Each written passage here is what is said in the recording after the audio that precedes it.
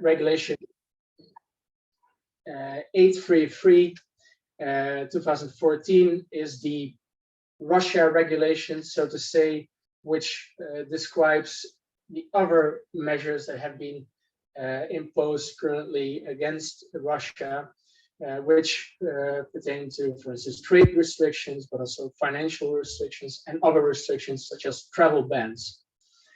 And the regulation 2022-263 of February 2022 regarding the Donetsk and Luhansk regions is a relatively new regulation, but the other regulations have been there for quite some time now. And Francois, we can go to the next slide, please. And the jurisdiction of the EU sanctions is as follows. EU sanctions apply within the territory of the Union, on board of any aircraft, any vessel under EU jurisdiction, to any person inside or outside the territory of the Union who is an EU national. So if you have the nationality of an EU member state, you are regarded as an EU national. And wherever you are located, whether that is in the Netherlands or in Egypt or in Australia, EU sanctions will apply to you as an EU national. EU sanctions also apply to any legal person, entity, or body inside or outside the territory of the Union, which is incorporated or constituted under EU law. And it's also applicable to any legal person, entity, or body in respect of any business done in whole or in part within the Union. I do have to note that whereas branches of EU entities, for instance, located in Russia, fall under the jurisdiction of EU sanctions, subsidiaries of EU parent companies, for instance, located in Russia and incorporated under Russian law, do not fall under the working of EU sanctions. However, the EU parent can be held liable for certain actions committed by the Russian subsidiary. So no direct applicability, but the EU parent can be held liable for actions committed by the Russian sub. So that is something to take into consideration. And of course, Russian subsidiaries should not be used, whether it's Russian subsidiaries or any other subsidiaries of an EU parent company, should not be used to circumvent sanctions. We can go to the next slide. And this is something that I wanted to discuss with you in a little bit more detail, is the asset freeze, which is a restriction that a lot of companies are faced with, and that in practice has put a lot of companies into a discussion how to approach the asset freeze, how to apply it to certain transactions. And we can go to the next slide. And the asset freeze, in principle, consists of two elements. There is an obligation to freeze all funds or economic resources belonging to, owned, held, or controlled by the sanctioned entity shall be frozen. So if you are in the possession of any funds of a sanctioned entity, you are obliged to freeze those funds. And there is a prohibition. You are prohibited from making available any funds or economic resources directly or indirectly to or for the benefit of the sanctioned entity. So you are also not allowed to make available any funds to the sanctioned entity. And then funds is defined as cash, checks, monetary claims, credit, deposits, and securities. And economic resources has a little bit more content to it. It is assets of every kind, tangible or intangible, movable or immovable, which are not funds, but which can be used to obtain funds, goods, or services. And the Dutch Ministry of Foreign Affairs has indicated that it consists of everything of value. And how would that work? We can go one slide back, please. How would that work in practice?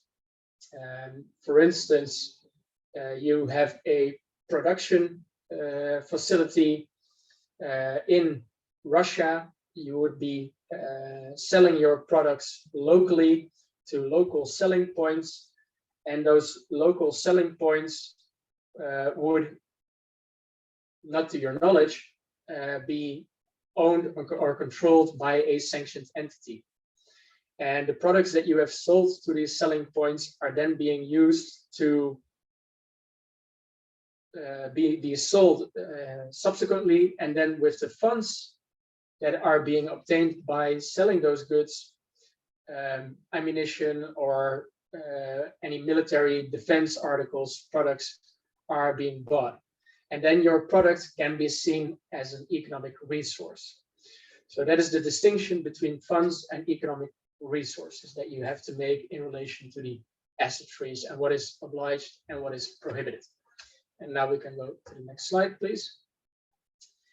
And there I discuss a little bit about ownership and control, because you are not allowed to deal directly or indirectly with a sanctioned person or entity.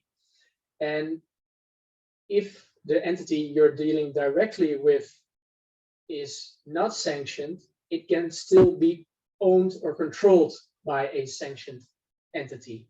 And we have seen that with a lot of Russian entities, that shortly before the invasion of the Ukraine began, the ownership structures were dissolved or were put in place in such a way that the oligarchs that, for instance, were owning the company were not holding a 50% or more ownership anymore in the company. And there you see that there is also a sort of security net, safety net, so to say, introduced by the EU, which is control. But I will first go into ownership.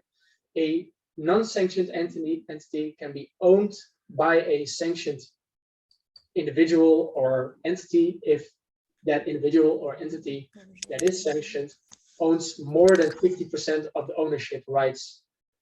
Percentage of the sanctioned parties can also be added together in the non-sanctioned entity. That means that, for instance, if you have two sanctioned individuals with both 30% as shareholders of a non-sanctioned entity, their aggregate percentage would accumulate above 50%, and then we would there is the conclusion that together they hold more than 50%, and thus the non-sanctioned entity is owned by two sanctioned shareholders who have a combined shareholder percentage of above 50%, and thus the restrictions against those two individuals also apply to the non-sanctioned entity. Thereby you will be indirectly dealing with the sanctioned individuals by entering any transactions with the non-sanctioned company. Control is a more factual analysis and is presumed to be present if the sanctioned party, for instance, has the right to appoint or remove members of the management or supervisory board of an entity, or has the right to use all or certain assets of the entity. What we have seen now under the Russia sanctions regime is that a lot of oligarchs had ownership percentages that even accumulated didn't come to an aggregate above 50%. For instance, Mr. Friedman and Mr. Aven combined had a share of 25 or 30%.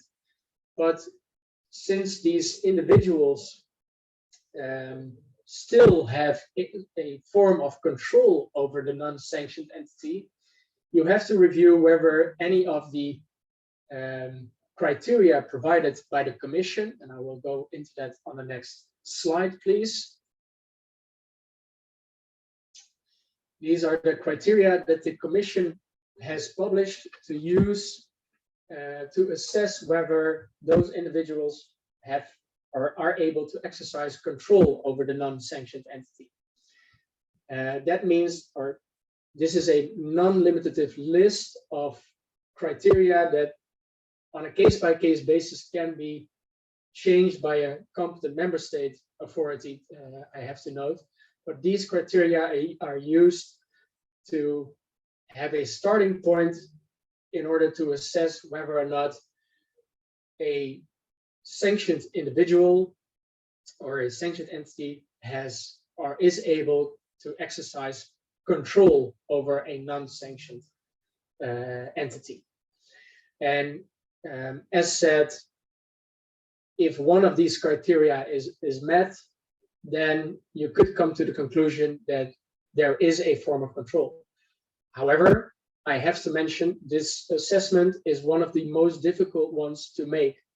And in many instances, we have also reached out to the Ministry of Finance, because that is the competent authority to deal with in this respect, with requests whether or not the assessments made by our clients were correct or not, or when confronted with assessments made by, for instance, banks, whether those assessments would be correct or not.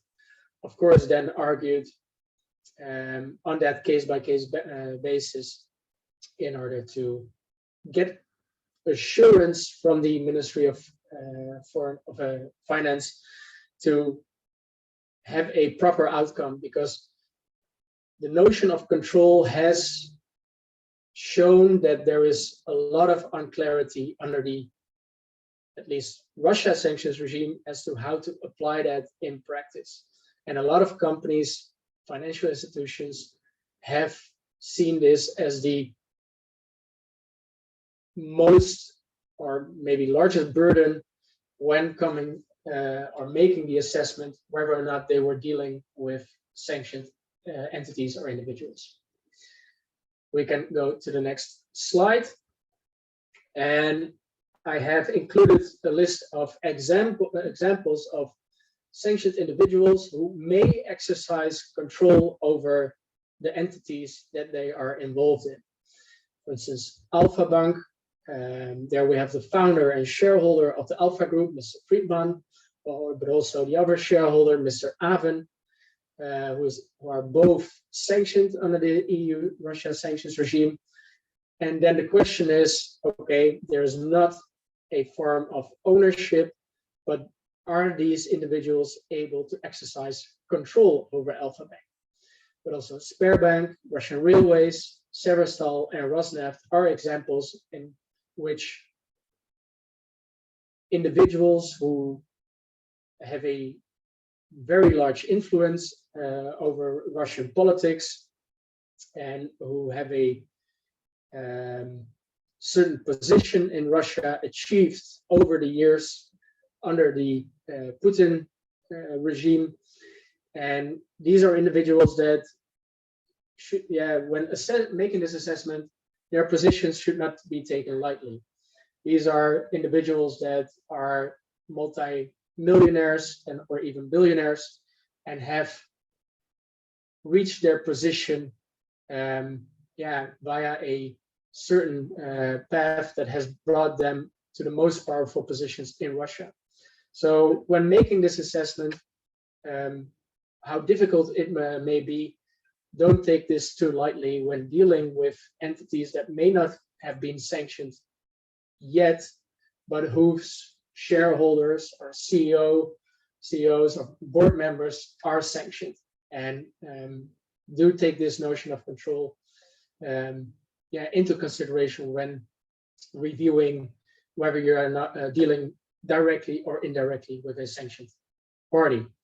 And I've included a case in order to make this more lively. We can go to the next slide, please. And on this slide, we have a Dutch company with a Norwegian branch office who is dealing with a Russian client who has a Russian CEO. The Russian client has 3 shareholders, of which one of them is sanctioned. If you see this, would you say that this would be a transaction that is allowed, or is this a transaction that would be prohibited under the current sanctions regime? Yeah, maybe you can provide an answer via the chat. We'll give you a couple of seconds to respond, and otherwise I will go on and provide the answer, but it would also be nice to see if there's any response from the audience.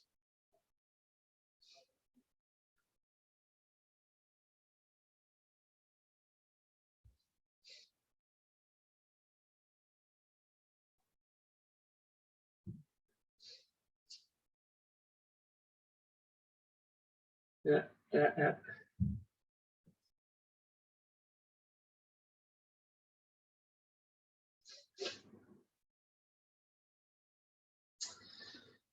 Well, seen that everybody who has now responded, there's one person who indicates that the transaction would be allowed. I was going to say there is a lot of consensus in the group, but in this particular situation, the transaction, and I also see depending on the ownership here, the Russian shareholder has 100% share over the Russian client. Since this is a Norwegian branch office and thus would also fall under the EU-Russia sanctions regime, this would be a prohibited transaction to enter into. So everybody who gave the answer that this would be a prohibited transaction provided the correct answer, and this transaction would be considered prohibited. If the shareholder percentage would not be 100%, but would be 40%, would you still give the same answer or not? And I will give you a moment again to answer that question. So if the shareholder percentage is 40%.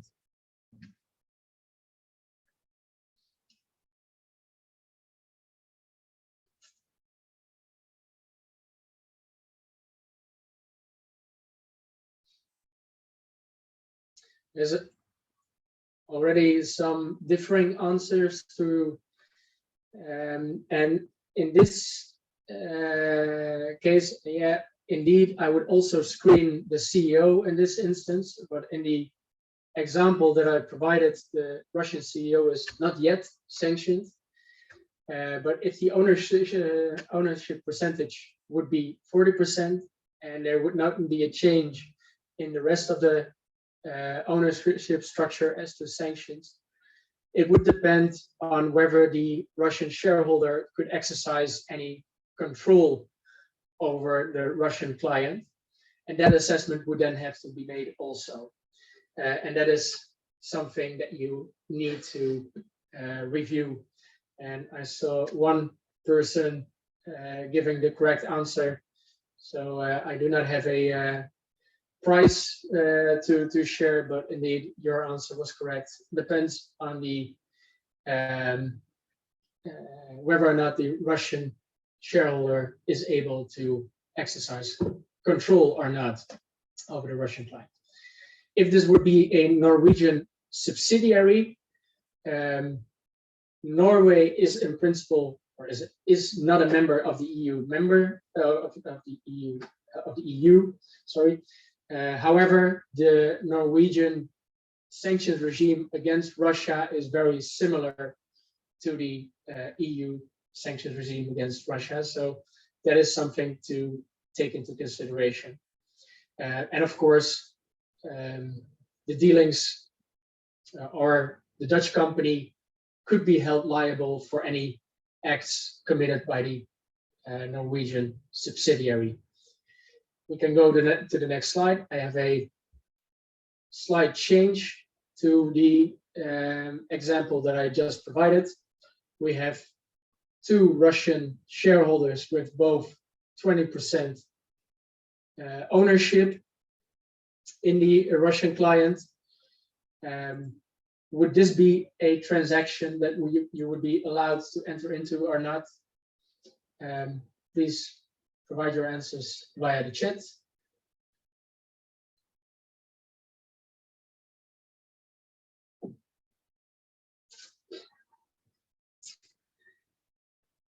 Indeed, correct.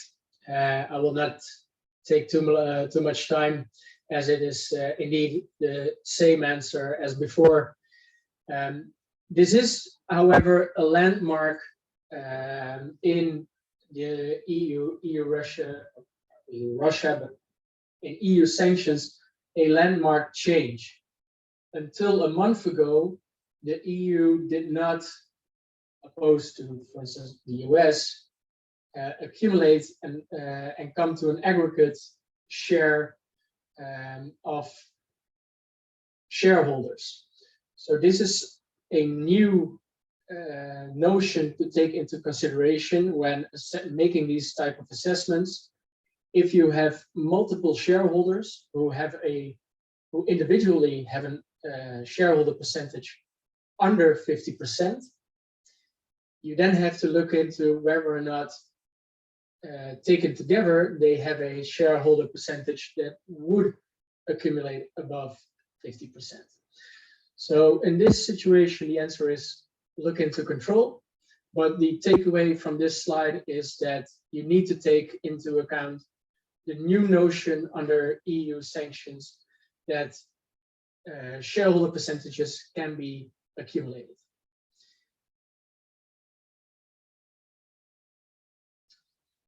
We can go to the next slide.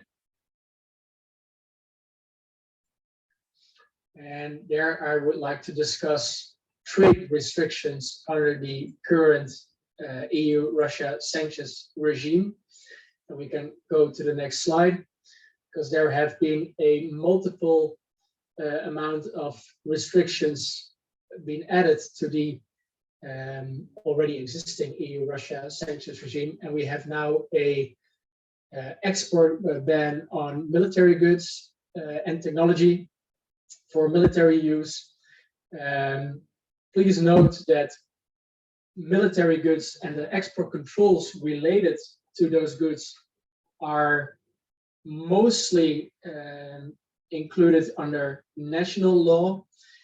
As to military goods, this is something that the EU has not, or has minor competence, as opposed to, for instance, dual-use goods. So this is something that you need to take into consideration when classifying your products, whether they are military or dual-use, and what restrictions would then apply to those goods. Dual-use goods are goods that can be used for both civil and military end use. For instance, we often give the example of carbon, which can be used in cars, tennis rackets, your mobile phone, but can also be used in nuclear warheads in a certain substance, because it can be, because it's inflammable when going to the stratosphere. So thus, that product can be used for both military and also civil purpose, and therefore it's called a dual-use good. There's also thus now an export ban on dual-use goods and technology, as included in Annex 1 of the dual-use regulation. That is Regulation 2021/821, and there's now then a full export prohibition on any exports of these goods and technology to Russia or for use in Russia. Advanced technology is also prohibited to export. That relates to goods and technologies such as semiconductors, marine systems, and equipment. This is included in Annex 7 of the Regulation 833/2014, the Russia regulation. There is an export ban on goods and technology suitable for use in the aviation and aerospace industry, and there are a lot of export prohibitions relating to the maritime industry. We can go to the next slide. We've also seen a lot of restrictions on the energy sector. For instance, an investment ban and a ban on new loans, credits, or other financing, and also an export ban on the equipment, technology, and services for oil refining technologies, deepwater oil exploration and production, Arctic oil exploration and production, and shale oil projects were already there since 2014.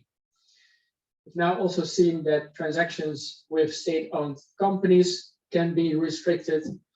For instance, there is a ban on all transactions with listed state-owned enterprises such as Rosneft, Transneft, Gazpromneft, Rostec, Sovcomflot, and United Shipbuilding Corporation. Besides this, there is an import ban on the iron and steel, coal, and other solid fossil fuel products. And recently we've seen that also there's a restriction on oil being introduced. We can go to the next slide, please. And under most of these export restrictions, there's a restriction or a prohibition to sell, supply, transfer, or export directly or indirectly listed goods and technology, whether or not originating in the Union, to any natural or legal person, entity, or body in Russia or for use in Russia. So we see a lot of requests now coming in from, for instance, Dubai, where if you ask into what the end use will be, it appears to be Russia, that those requests are coming in for use in Russia.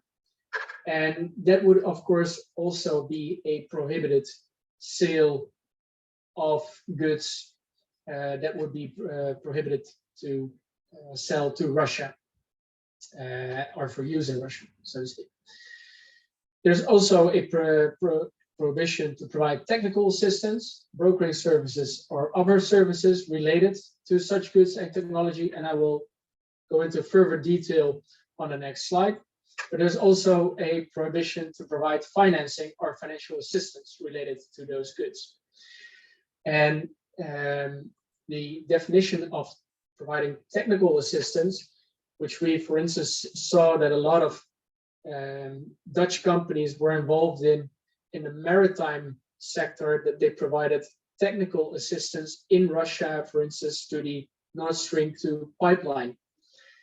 If you would be providing technical assistance related to goods included in the regulations, you would be providing technical assistance in Russia to such goods, if regardless of whether those goods are exported from the Union. You would be providing technical assistance if the technical assistance is related to repairs, development, manufacturing, assembling, testing, maintenance, or any other technical service, which may take the form such as an instruction, advice, training, transmission, or working knowledge, or skills or consulting services, including verbal forms of assistance. This means that also providing such technical assistance via telephone falls under the prohibition. In certain instances, not under this prohibition, you could apply for a license to provide these type of technical assistance. And that was the case until the war in the Ukraine broke out. And therefore, when having obtained the appropriate license, it was allowed to provide certain technical assistance related to goods falling under the Russia regulation until the full prohibition came into force in the last couple of months. The definition of brokering services is the negotiation or arrangement of transaction for the purchase, sale, or supply of goods and technology or financial technical services, including from a third country to any other third country. And then the example can be made here when you would, for instance, be negotiating a transaction from China to Russia from Germany. Then you would be providing brokering services. There would be two third countries, China and Russia, and you would be in the EU negotiating that transaction. Then you, as a EU national or an individual located within the EU, would be providing brokering services. And if those brokering services relate to goods falling under the Russia regulation, then it would be prohibited to provide such services. We can go to the next slide, please. I've included the definition of financial assistance relating to such goods. And what is something that I would like to highlight more here is that payment, as well as terms and conditions of payment of the agreed price for a good or a service made in line with the normal business practice, would not constitute financing or financial assistance. So this really needs to go into the disbursement or commitment to disburse its own funds or economic resources in relation to the goods or financial or services discussed previously. We can go to the next slide. And as in every sanctions regulation, we can go to the next slide, please. There is also a prohibition under the EU Russia sanctions to circumvent these sanctions. And the prohibition prohibits the performance of activities that have the object or effect of circumventing the sanctions. For instance, an example, it is prohibited to supply certain equipment or parts to a Chinese customer when you have the knowledge that those goods will ultimately be used by a Russian individual or legal entity or for use in Russia. And those goods fall under the prohibition. And thereby you would be acting in violation of the Russia sanctions regulation. So acting with that knowledge would also be prohibited. We can go to the next slide. And we can go to the next slide because I wanted to discuss some best practices. After the invasion by the Russians in the Ukraine and the new sanctions regime that was almost daily in the news, I do think that a lot of companies have formed some form of awareness within their business that sanctions may also affect your business, but you would be surprised how many companies do not have sanctions or export controls, for that matter, as part of their compliance. And therefore, we advise always to start creating awareness top down, so that management commits itself also to compliance with trade laws, compliance with sanctions and export controls. Be able to raise the awareness, what it means for your company to ethically conduct its business and to ensure compliance when dealing in regions that are more difficult to deal in, or with countries that fall under a sanctions regime, whether that is Russia or another EU sanctions regime. And in that sense, you can adopt an internal compliance program, and there are several criteria that you could take into consideration. It's not said that you should take these into consideration. We are only providing some criteria which might be helpful for your organization, but on a case-by-case basis, this can, of course, differ. Commitment to compliance with legal requirements, as discussed previously. The structure and responsibility, so that everybody is aware how the lines within the organization are run. That is, who is responsible for compliance? Is there a compliance department? Is there a legal department who you can turn to with questions internally? Do you involve management in certain decisions or not? So the responsibilities within the organizations should also be clear. Then include a transaction screening procedure, screening the involved parties, not only your direct customer, but also their shareholders, maybe also their board members, CEOs. We've seen that with the Russia sanctions regime, only screening your direct customer will not be sufficient. So be aware of who to screen and to what level of screening you should go. Besides the shareholder percentage, also take the notion of control into consideration. But the transaction screening is more than only screening your contractual parties. It's also knowing what goods you are involved in. Do you deal in, for instance, military or dual use goods or other sensitive goods that would fall under a sanctions regime? Thus, a classification would also be part of a transaction screening procedure. How are payments arranged in relation to a transaction? We have not discussed that in this presentation, but do you involve US dollars in your transaction or not? Using dollar transaction, if using dollars in a financial transaction in which you have to involve a US bank, a US corresponding bank, in order to facilitate the US dollar payment, would, for instance, create a so-called US nexus, and thereby the transaction would not only fall under EU legislation, but also US legislation might become applicable.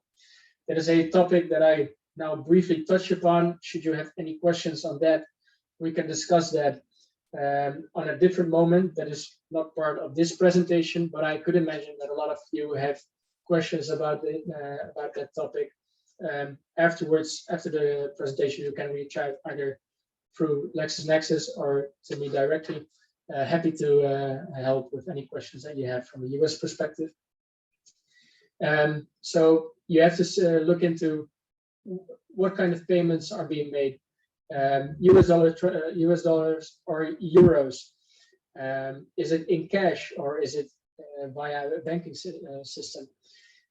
Which freight forwarder will you use in relation to the transaction? These all form parts of the transaction procedure, screening procedure. The shipment control is thus also something that you need to take into consideration. From a Russian perspective, for instance, certain ships are not allowed to dock in EU harbors anymore. So that is also something that you do need to look into. Provide training within your organization. Presentations such as these can already create the awareness, but also help your organization to have a better understanding what they are dealing with.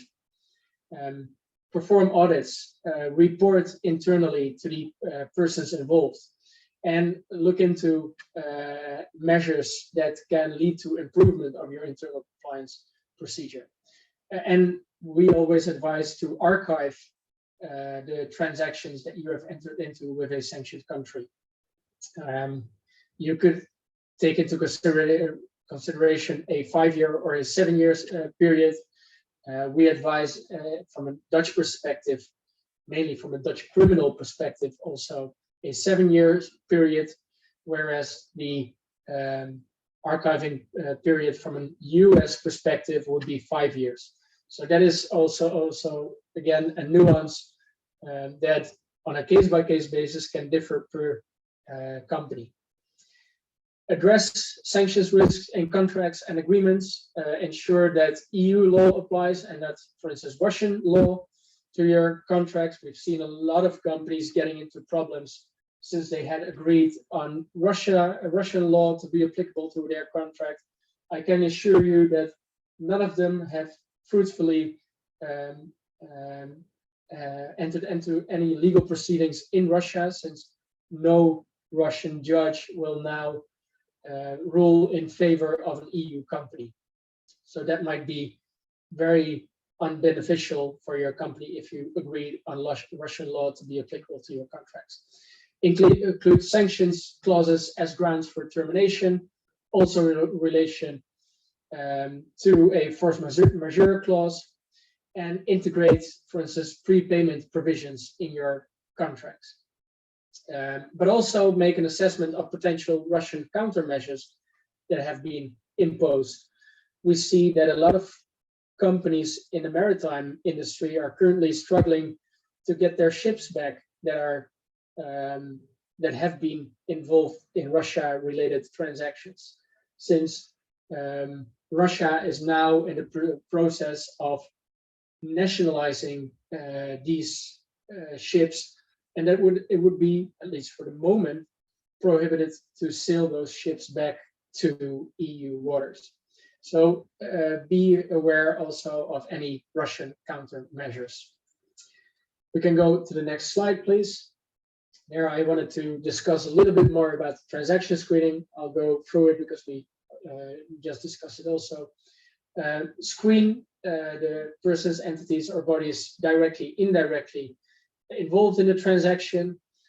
Make sure that you are aware of the goods and technology that you're dealing in.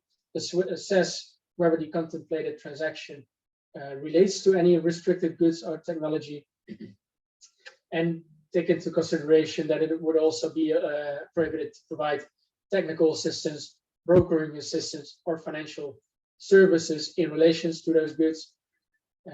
So that is something to take into consideration. And ensure that transactions comply with financial restrictions. Make sure that you, of course, are not dealing in breach of any asset freezes. And it is recommended to ensure that the banks that you have involved in the transaction, or that your counterparty is involving, do not fall under the current SWIFT ban. There are certain banks that are excluded from SWIFT. These banks are currently also under an asset freeze, so it would be, from that perspective, also be prohibited to use those banks anyway.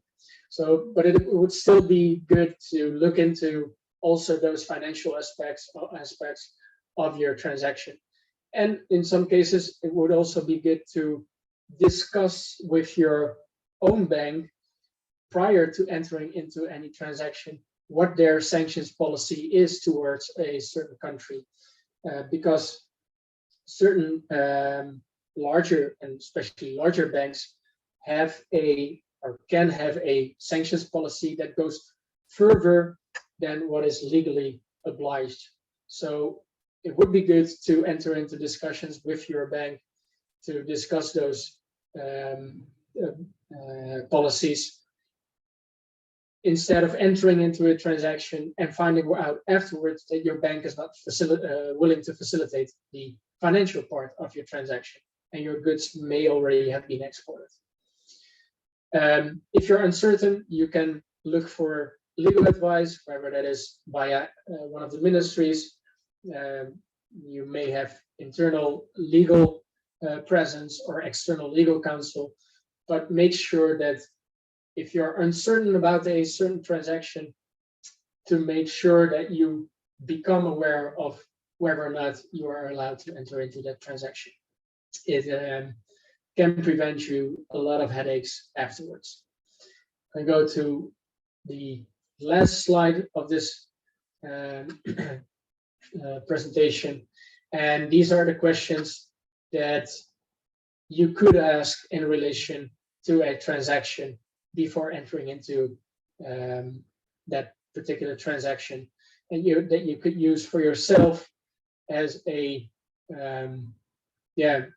as tools to make sure that you act in full compliance with any sanctions or export control legislation applicable to your transaction. Questions relate to the final destination. Where will the goods go? Not only, for instance, the country in between. For instance, Turkey is known as a country that is used for re-export to Iran. So those are questions that you can that is a question that you can already ask your customer. Will the product stay in Turkey, or will you re-export it to Iran or not? Classify the goods and technology. Is the product sanctioned, or does it fall under export controls? These are two separate sets of rules, but very intertwined with each other. But in principle, sanctions relate to a country or an individual or an entity, and export controls relate to a good, irrespective of where the good is being exported or transferred to. If a product falls under export control legislation, in principle, a license requirement will apply when exporting the product, unless there is a prohibition from a sanctions perspective to the end destination where the product, where you're contemplating to export the product to. So for instance, if you have a product that falls under export controls and you want to export it to Australia, you can apply for a license when you're exporting it outside the EU. But for instance, when you wish to export it to Russia, prior to the war in the Ukraine, you were able to apply for a license for a dual-use good to Russia. And now there is a full prohibition on dual-use goods to Russia. And there you see how sanctions can impact export controls. And export controls can be part of sanctions. Look into the end user, screen your end user. Who will receive the product is then the question that you will need to answer. Is that my direct customer, or will that be somebody down the chain?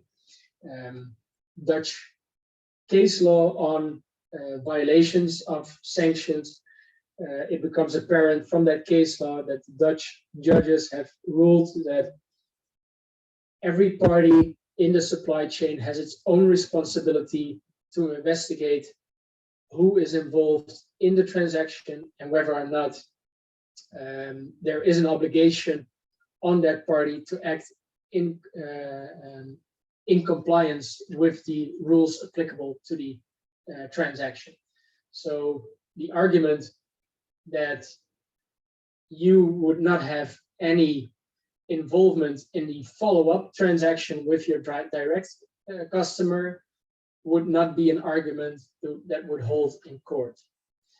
That is something that I can give you also already on a plate in this presentation. How will and can the product be used? What is the end use of the product? Is it military? Is it dual use? Is it civil? Who are the beneficiaries? Are there any sanctioned owners or individuals or entities that control the direct customer or the end user? Are there any other beneficiaries involved that should be screened or looked into? Any banks, insurers, or shipping companies? And is there possibly also a US nexus that would make that not only EU sanctions would apply to the transaction, but also US sanctions would apply to the transaction? These are all questions that could be asked in relation to a contemplated transaction. Of course, you could think of a lot more, but these are some of the questions that we would advise to at least ask when entering into a transaction that involves or restricted goods or a sanctioned country. And that is, for now, we can go to the last slide, my presentation.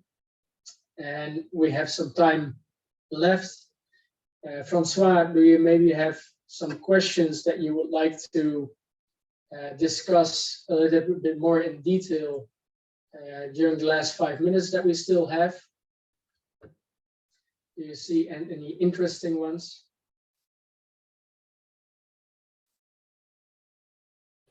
Let me go through it for 1 sec. Okay.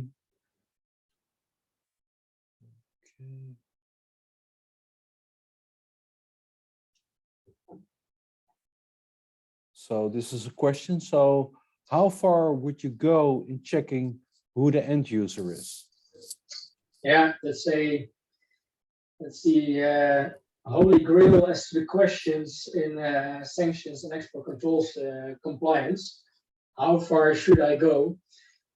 Bringing it back to the case law that I just mentioned, sanctions are very black and white. You're either dealing directly or indirectly with a sanctioned party or not. And in that sense, sanctions law requires you to screen and investigate all parties involved in a particular transaction, whether that is your direct customer, your indirect customer, those shareholders, and maybe also the management board, CEOs, etc. The question then comes back to, is that practically feasible for you as a company or not? And there is a line that we at least draw what it would be in your power as a company to at least investigate. Is that checking your parties involved against freely available lists? If you have, for instance, a transaction that is worth only 500 euros, then I could imagine that you would suffice with only checking freely available lists.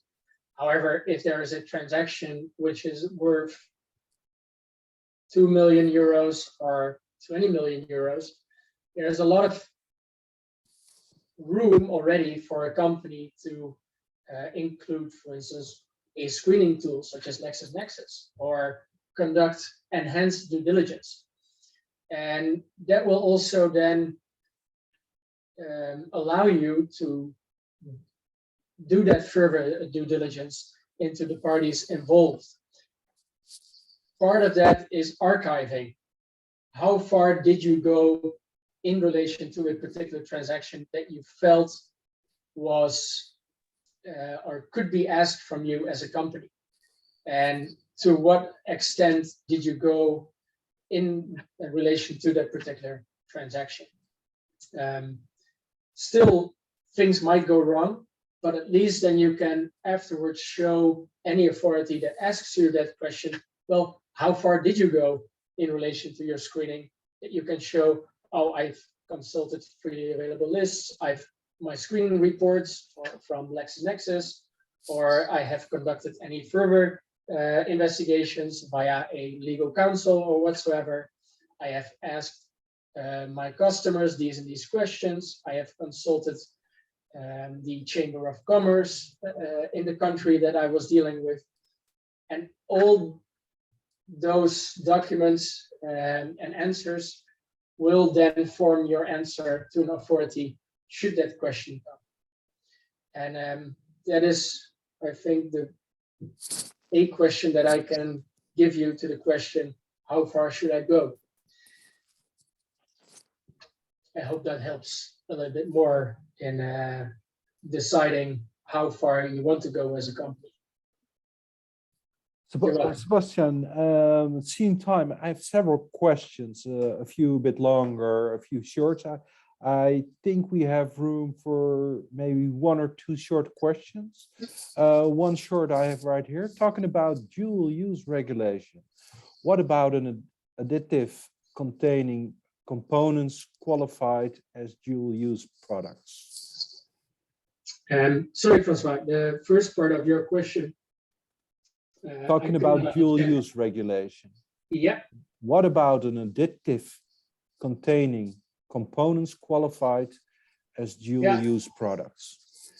Yeah, and in principle, the authorities take the standpoint that if you would combine a non-dual use product with, for instance, a dual use product, and you come to a final third product, that if that final product would not be classified as dual use, the end product would not be considered dual use.